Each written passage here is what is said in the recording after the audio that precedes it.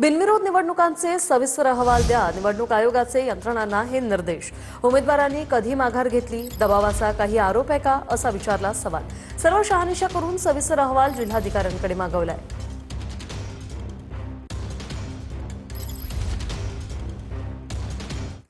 तर राज्यातील 29 पालिकेत 66 नगरसेवक बिनविरोध निवडून आले। यामध्ये भाजपचे 43, शिवसेनेचे 19, राष्ट्रवादीचे 2 नगरसेवक बिनविरोध, मालेगावात इस्लाम पार्टीचे 1 आणि पनवेलमध्ये एक अपक्ष उमेदवार बिनविरोध निवडून आले।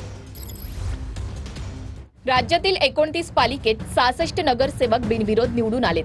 भाजपचे 43, शिवसेनेचे 19, राष्ट्रवादीचे 2, इस्लाम पार्टीचे 1 आणि अपक्ष 1 उमेदवार बिनविरोध निवडून आलाय।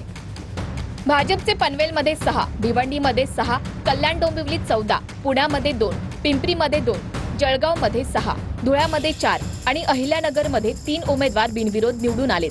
शिवसेनेचे ठाण्यामध्ये 7, कल्याण डोंबिवलीत 6, जळगावमध्ये 6 उमेदवार बिनविरोध निवडून आलेत। राष्ट्रवादीचे अहिल्यानगरमध्ये 2 उमेदवार बिनविरोध निवडून आलेत। पनवेलमधून एक अपक्ष उमेदवार बिनविरोध निवडून आलाय, तर मालेगावात एक इस्लाम पार्टीचा उमेदवार बिनविरोध निवडून आलाय। नाशिकमध्ये भाजपचे बंडखोर उमेदवार आणि अधिकृत उमेदवारांमध्ये फ्री स्टाईल राडा झाला। अर्ज माघारी घेण्यासाठी जात असताना उमेदवार शिरसाट अंगावर धावून आल्याचा आरोप झालाय। या राड्यानंतर बंडखोर वंदना बिरारी यांचा रुद्रावतार पाहायला मिळाला।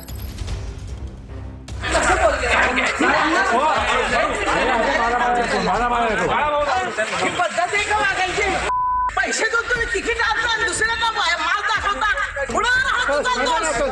ये तू आता चौकात तुला कशी वाटत पडते? मी ओपन चॅलेंज करते वंदना बिरारी, नाही पाडलं तर वंदना बिरारी नावाची नाही।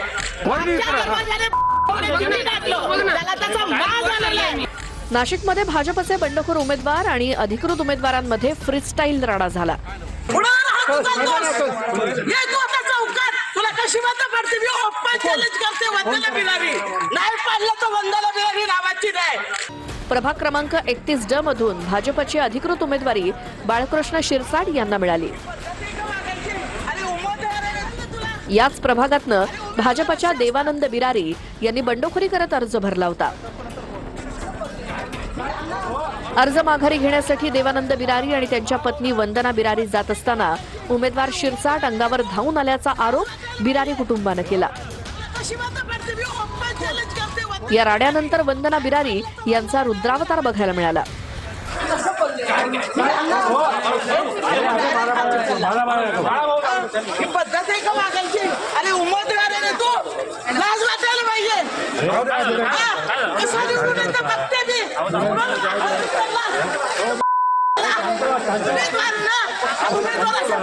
दिलेले त्याला संयम नाही, काही नाही। पैसे देऊन तुम्ही तिकीट आणता आणि दुसऱ्यांना माल दाखवता। ये तू आता चौकात तुला कशी वाटत पडते? मी ओपन चॅलेंज करते वंदना बिरारी, नाही पाडलं तर वंदना बिरारी नावाची नाही।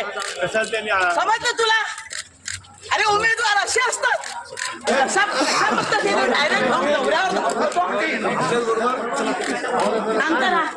उमेदवार आहे ना तो,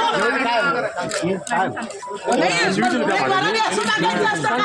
आणि बीजेपीचा ना संस्काराचा पत्ता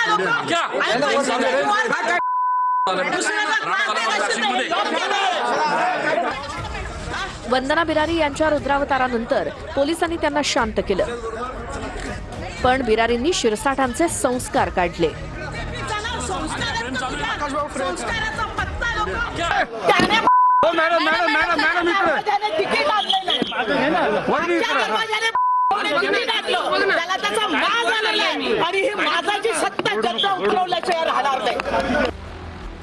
दुसरीकडे बाळकृष्ण शिरसाट यांनी मात्र या आरोपांवरून हात झटकले।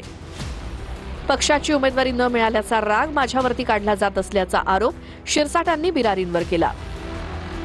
अहो दादा, मी आणि माझे पती माझ्या माघारीसाठी चालले आणि मी ह्यांना बघतो समोरून लगेच त्यांच्याकडे बघतोय। मी यांना म्हटलं सोडून द्या विषय, लगेच आला मागून। ही पद्धत आहे वागायची उमेदवाराची, ही पद्धत आहे का?